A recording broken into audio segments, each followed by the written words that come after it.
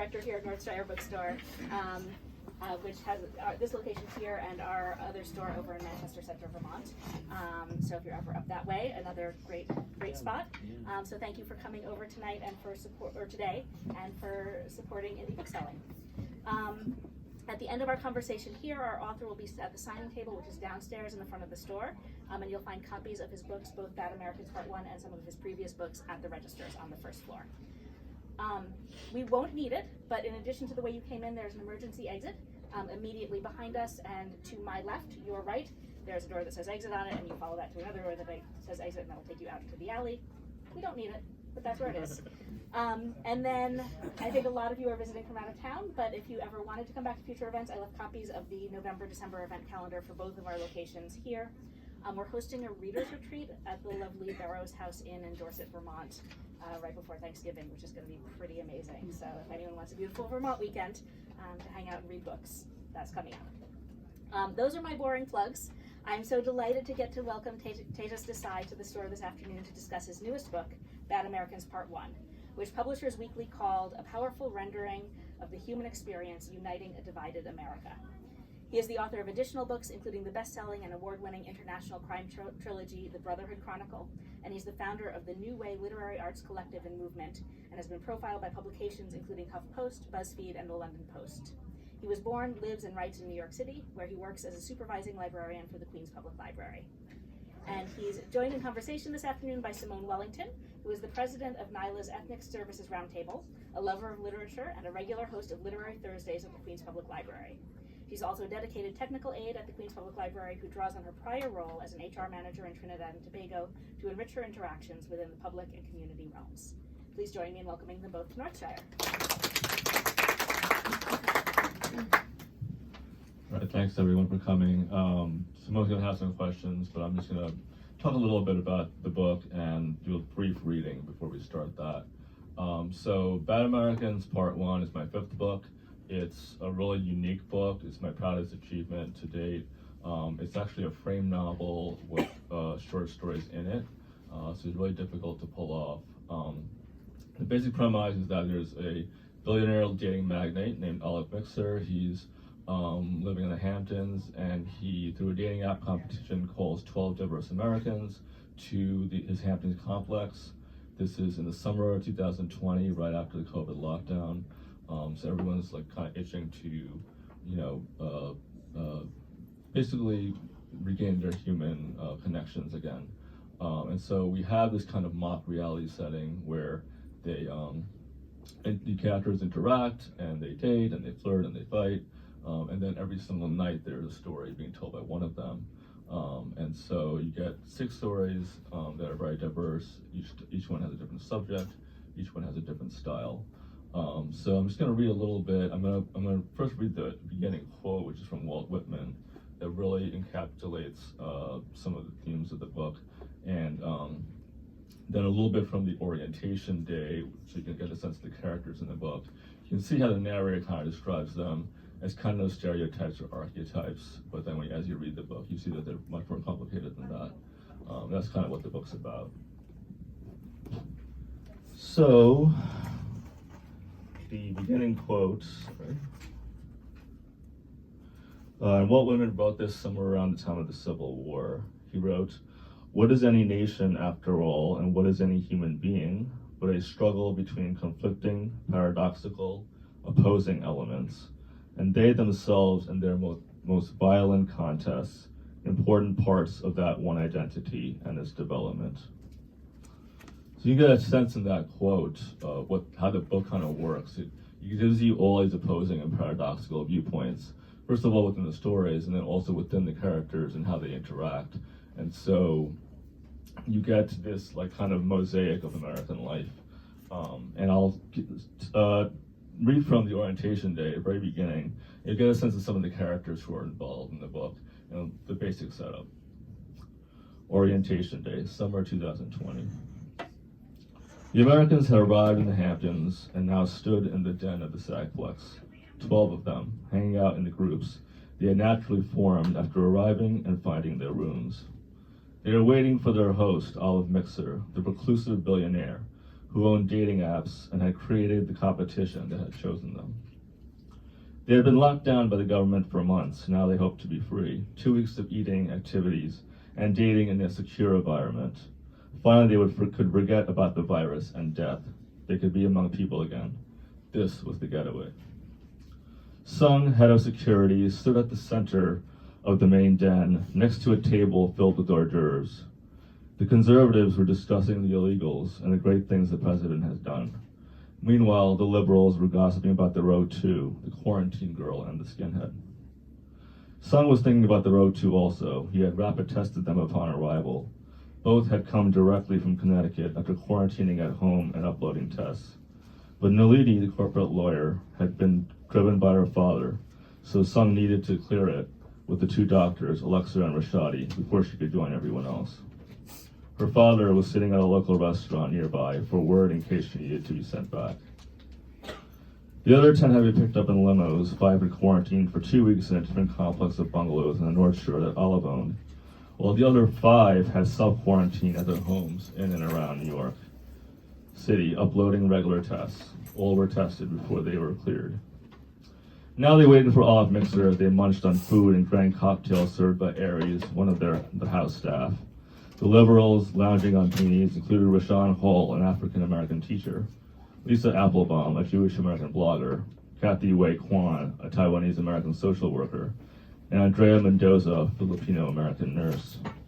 The conservatives clustered around the bar included Taylor Williams, a white financial analyst, Kasan Madashev, a Chechen-American dental hygiene student, Angelo Diaz, an Ecuadorian-American hair salon owner, and Sylvania Trainer, an Asian-American transgender seamstress.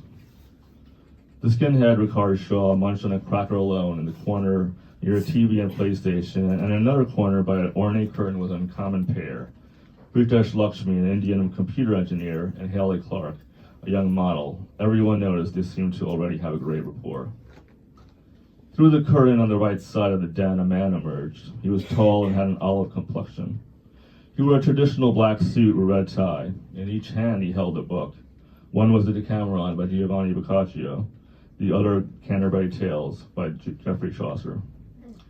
He approached the center of the right side of the den. He approached the center of the room and placed the books on the table where the hors d'oeuvres had been placed. Suddenly, everyone realized the book was already there, but no one had seen it, The Arabian Nights.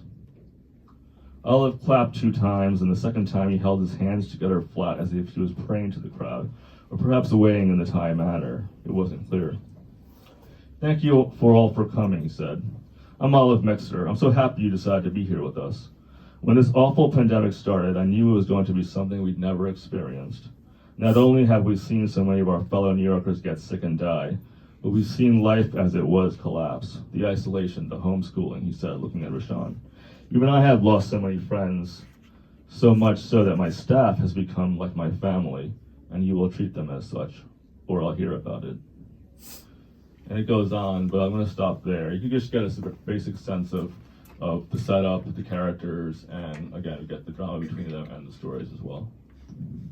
Hello, everyone. Hello, you're hearing me? Yes. Okay, so now comes the fun part, the questions. All right, so Tejas, thank you for letting me do this interview with you.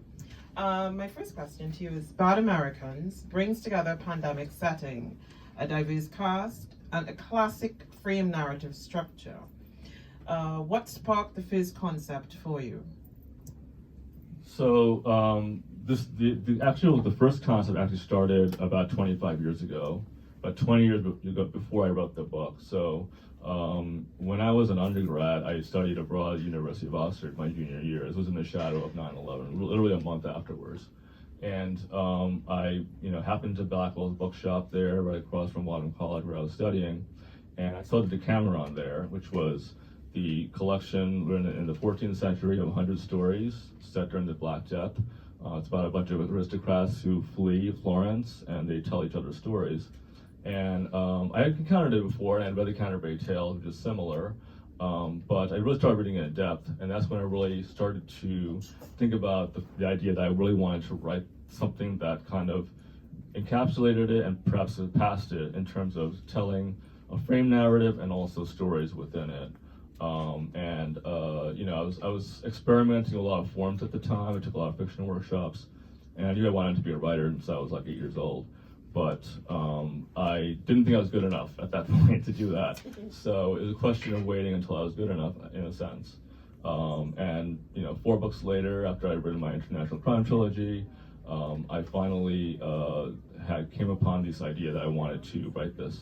And at that point, I'd written the first book of the human tragedy, which is the encapsulating, ambitious portrait of American society that I have been building. And when I was finishing publishing my 4th book, The Dance Towards Death, which is the 3rd book of the Butter Chronicle crime trilogy, I started seriously thinking about how to write this.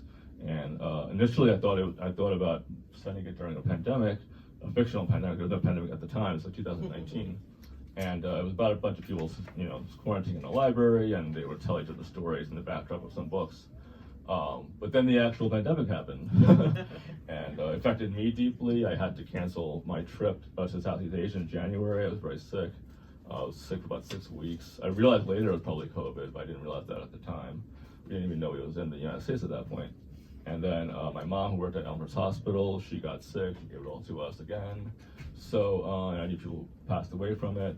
In any case, I was thinking of now of incorporating the reality of the pandemic in my book. And when I actually started writing it, that's when I started writing it in depth. But I'm sure we'll talk about that a little bit more. I'll get into the whole thing. So, like I said before, you keep answering questions that I'm going to ask, but so I'll go ahead. So you've called Bad Americans both a novel and a collection of stories. How were you able to manage the balance? Well, that was the biggest. Yeah, that was the biggest challenge to me. So I wrote it all in one draft. It was like almost 400,000 pages, words long, which is like 3 full-length novels and a novella. I wrote it all in one shot, but the struggle was, how do you do the frame story with the characters that I mentioned, having that as a compelling drama, and also having the stories, and not having the reader be like, oh, this is such a huge transition between the stories in the book and the frame story. That was something that I kind of became better at with successive drafts. I went through several drafts.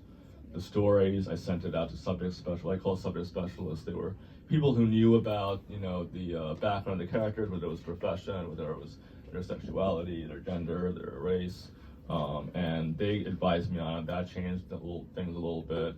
And then, just successive rewrites of the frame story. That was probably the most difficult thing, because I was very stubborn about it, because I had done so much research. I didn't want to take it out, but I also wanted to make sure that it was readable. So I finally got to the draft that made that possible, and it's a very compelling read now. So let's go into character development. How are you able to come up with the characters, and are they based on any real life people that you know? Good question. So I really just, when I wrote the first draft, I really conceived the people as they are. There were some changes, like for example, there's a social worker named Kathy. She's Asian American, and she tells a spoken word tale set during the pandemic, and it's about Asian American discrimination, undocumented immigration discrimination. Initially she was a little bit older. She was like maybe in her mid to late 20s, and I sent it to one of my friends who was a social worker, and she was like, I just don't think she would be this old telling this very idealistic story. She's been kind of through the grind. So I made her 21, and I made her like right after undergrad and right as she was approaching grad. So that's just one example of how the characters kind of shifted based on the comments that I got. But in terms of their characters, I just conceived them as I was doing it. And I wanted to make them as diverse as possible, but I also wanted to make them complex, like an African American teacher who's gay and tells probably the best story in the book, which is the novella. So that's Rashawn. Yeah, Rashawn. Yeah, I mean, he's not based on anyone I know. I just made him up, but I wouldn't say any of them were really people based on anyone I knew. Right. But based on their backgrounds, I got enough information when I was doing the subject reads and the beta reads to kind of like tweak them. Right. Okay, so like writing novels, all novels, like when you're developing characters, there come challenges. What would you say, or who was the most challenging character in the book? To write, or in terms of to write? Yeah.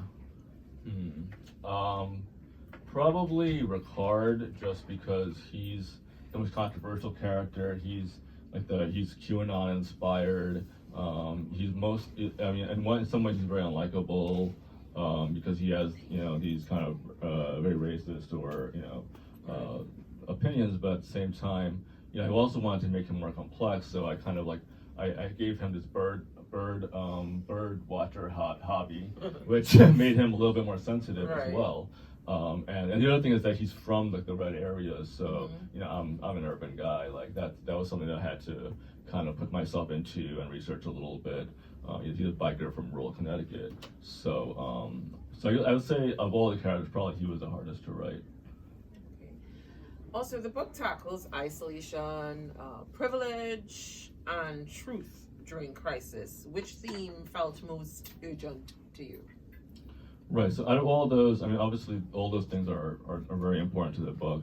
I'll say the conflict of worlds was the most important. As I noted in the quotes, each person is this kind of combination of contradictions, and as are all the conflicts between them, and as are all the worlds depicted in the stories. So it was really that clash of worlds, and you see this in the first book of the Human Tragedy, also The Good Americans, which is a little bit more of a traditional collection. But in every single story, there's this clash of worlds, and so that was probably the most important theme of all. Obviously, you get truth through that, but that truth is complicated. Okay, great. All right.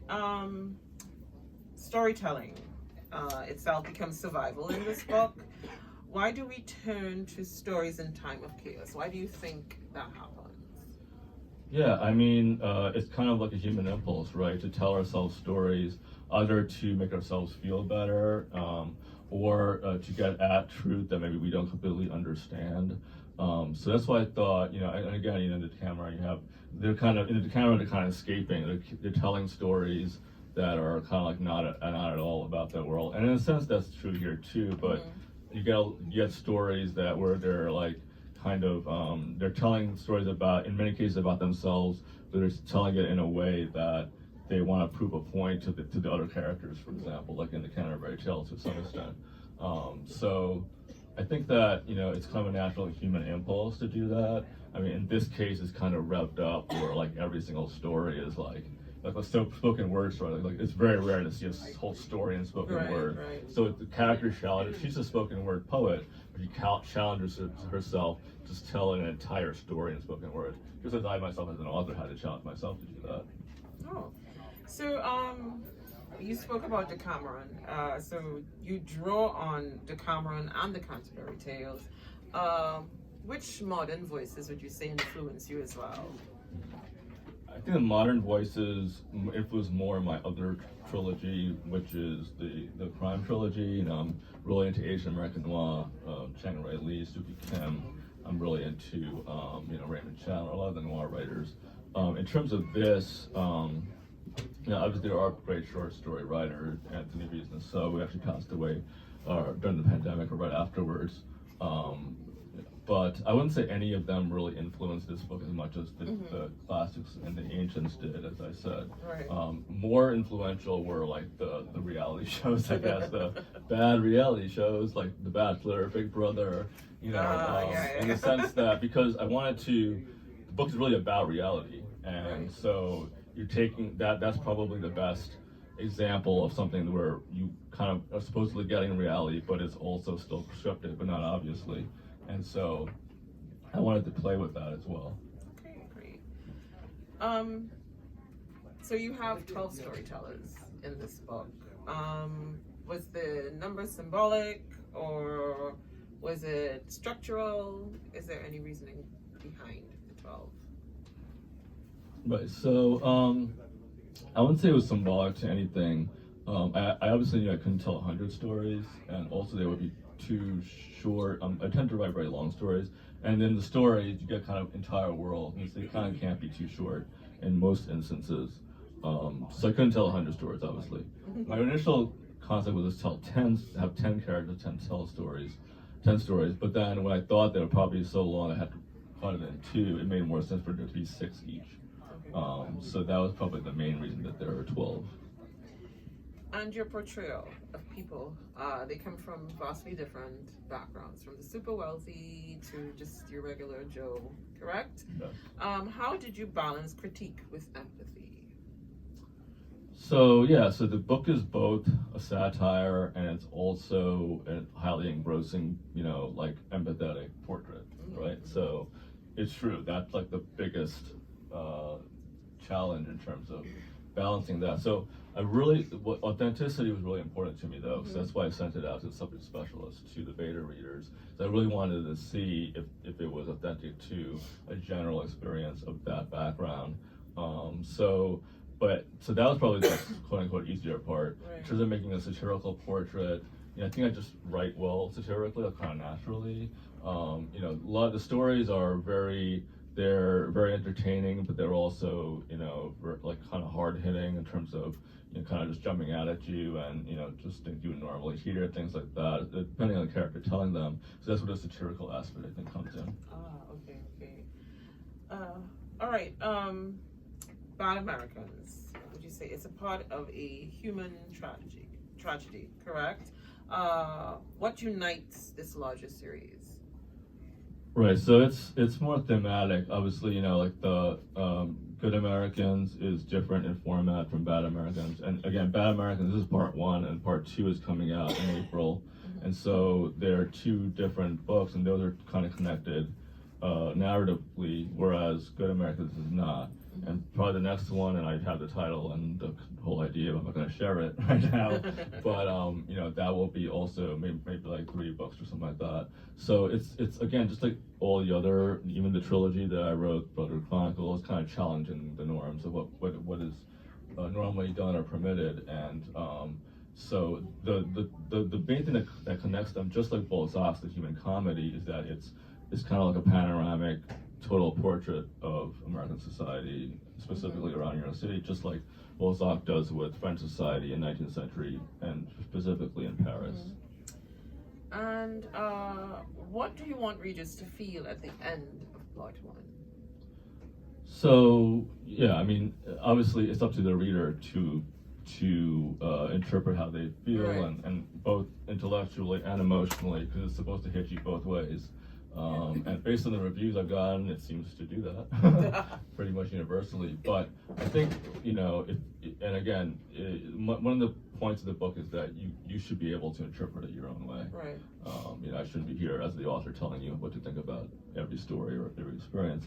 But at the same time, I think the more obvious thing I want people to get at is that, everyone's different, everyone has a different, depending on, we kind of talk about the average American what they feel or what they think, but obviously there's no such thing really as the average American. Everybody has a different experience, a different background, depending on your profession, whatever your daily experiences, your past experiences, your trauma.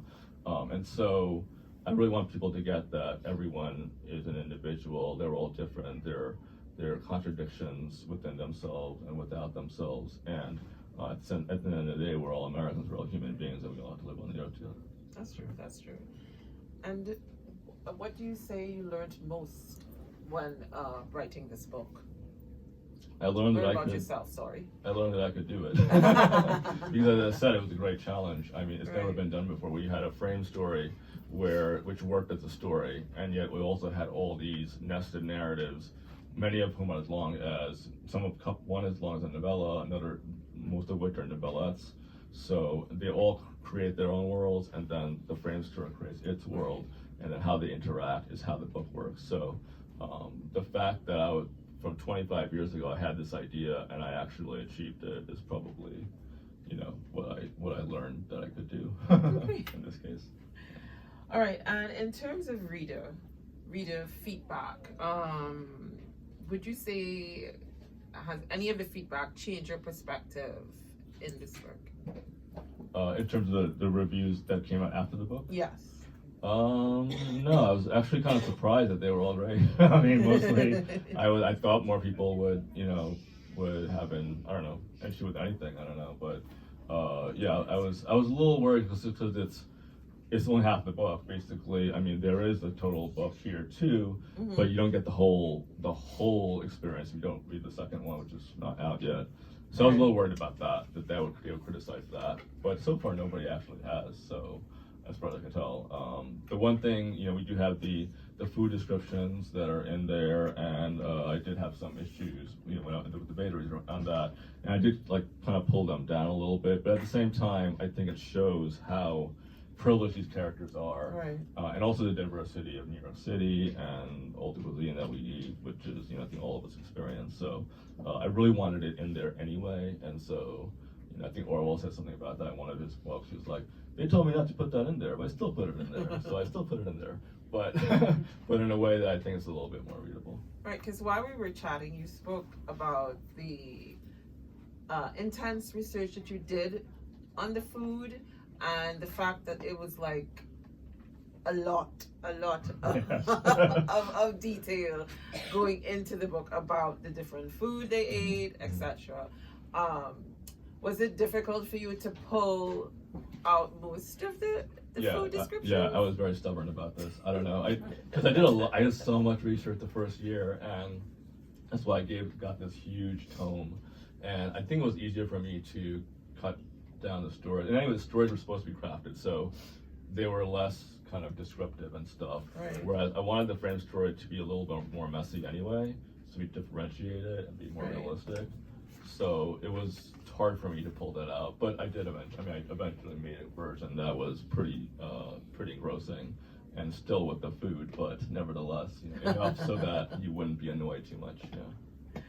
All right, so some reviewers call the novel dense and ambitious. How do you react to that?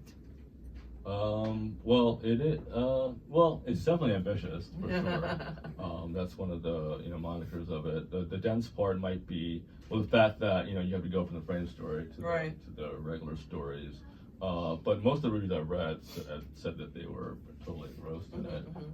And of course there are the few descriptions, you know, I think the Kirkus reviewer said something about that, but otherwise praised it.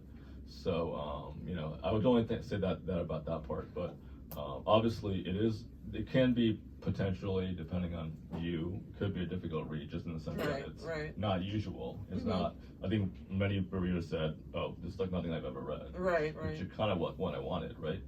So, yeah, just in terms of that, it might be difficult for some people who aren't used to it, but it's a pretty compelling read for the most part.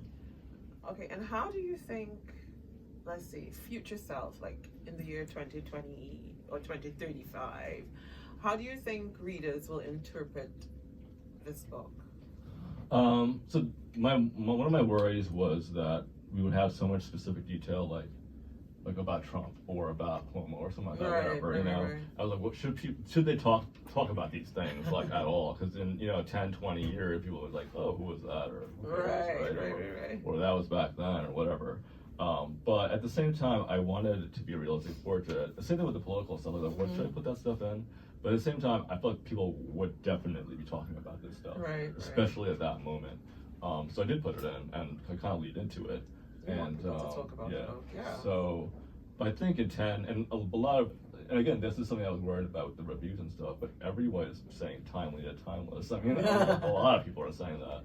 So it does seem like even in 10, 20, 30 years, because of the universal themes, you would still, you know, be able to connect with it. And also, you know, if you read Balzac, for example, it's really specific to French society. I mean, we don't care about French monarchy or, you know, the publishing stuff or the merchant stuff. It's really specific towards French commercialism at the time. And yet, the way he writes it is so compelling. And the themes are so timeless that we still read it now. So. Oh, that's true. And, okay, this is for me. So, is there a question, like, what question would you want an interviewer to ask, but they never do? That's a good one. Throwing the hardballs at me, huh? Yeah, well, I've done a lot of interviews in the 13 plus years I've been publishing books, but One thing I think people don't really ask me about as much, and this is even with people with Indian interest, I'm of Indian descent, you know, I write about America, and also, I mean, in the broader Chronicle, there's a lot of stuff about Hinduism and Buddhism, goes to India and Thailand, but no one really asks me as much about some of the influences of that, like in terms of the Mahabharata, the Ramayana, books that are actually explicitly you know, referenced in the books and in the glossary, and this is my other series, but very rarely do people ask me about that, even though it's pretty central to it. So I think it kind of shows our kind of Western vibe, even outside of the West to some extent. But those are things that have influenced me, and also some of my family background as well. People don't really ask me as much about that, strangely enough. But oh, okay. And finally, what would you want readers to walk away with, or challenge from Bad Americans? Like, what is, when they pick up the book and when they finish it, what is your aspiration? I hope they'll get pulled into a world that they are familiar with and yet which challenges them, and that they can't look away from, and yet will make them use their mind, and of course they're also their emotions. It hits you hard intellectually and also hits you hard here. So that's really what I hope, that people will see, experience a diversity of experiences they might not necessarily be their own, but not necessarily familiar with because of their common humanity. Oh, that's great. And what can we expect from Tejas Desai? Like, what's next? Where can we find you? Your social media platforms? What should we look forward to? So the next book, part 2, which is this is 6 stories in the narrative, and then there are another 6 stories with the other 6 characters in part 2, coming out in April 15th. So you definitely look forward to that. I would recommend reading this, and then looking forward to that. You know, beyond that, you know, I'm probably going to focus on nonfiction coming up after that. Book on my travels, which I've been kind of putting off for a pretty long time now. And also The New Way, which is you know, about the ND movement. So those are the next things I'm focusing on. Oh, that's great. So Tejas, I just want to say thank you for first off for allowing me to delve into Bad Americans. And you can also find them in any bookstore, online. Sorry, I forgot what the part. Yeah, yes, it's pretty much universally available. I mean, the paperback and hardcover are both available pretty much anywhere. If your bookstore or library doesn't have it, you can ask them to get it. Simple as that. And the ebook right now is limited to Amazon, but it may be universally available pretty soon. So. Okay, great. So now we're great, and we can follow up with some questions from the audience if anyone has questions. Yay! Well, I guess I'll start with, since you alluded it down there already. Out of all the characters, which one do you identify with? And because I noticed that everybody has this immigrant kind of background, and I guess I haven't read it, but from what you were reading, which do you identify with, and how, and of course, and how does the culture play into that? Yeah, this is like the one book that I read where I guess Good Americans is somewhat similar, but I don't really identify with them, any of them, because I mean, in the Brother Chronicle, there's a main character who's an Indian American, and I mean, he's not like me at all per se, but there is a lot of identification there, you know. But I really wanted to write a work where none of the characters were like me at all. And I did do that, but yeah, I don't know. I don't really want to say there's one character that I identify with more, because they're all so complex and they all tell great stories, and all the stories are compelling. I don't know. I don't think there's any one character. I would say probably my favorite story is Black Boy's Ballad, the Rashan story, which I think most people probably think is the best story in the book. It's a novella. It's 120 pages long. It really encapsulates the Black experience and a lot of its complexity. Yeah, I mean, Kathy's story is, I'm still reading it, and I'm like, oh, I can't believe I wrote that. Like, that was so funny. Andrea's story is probably the most emotional story, because it's about the fight against the virus on the front lines in the hospital. And that, of course, my mom was a worked there at the time, and so it's really personal to me in that way. Yeah, I mean, the Nalini story, she's Indian American, but she's female, and she's a lawyer, and she lives, you know, in this nice apartment in Hunters Point, and she's, you know, from Fairfield County, like not at all like me, not very privileged. But even her story is so, like, the love story is just so, like, authentic and you know, really grabs you. So yeah, I can't say any one person really captures me, but I think they're all great. Why bad Americans? Are all the characters bad?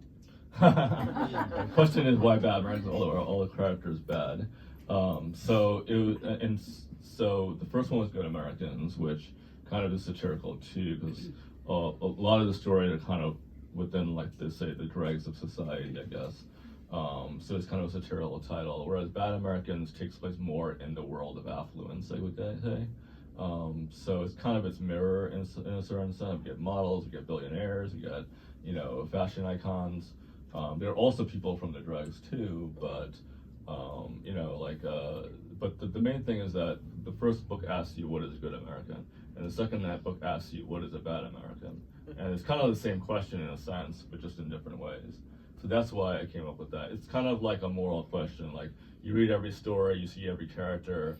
You know, there are a lot of objectionable things about every single character. There's no one who's perfectly good, no one who's perfectly bad.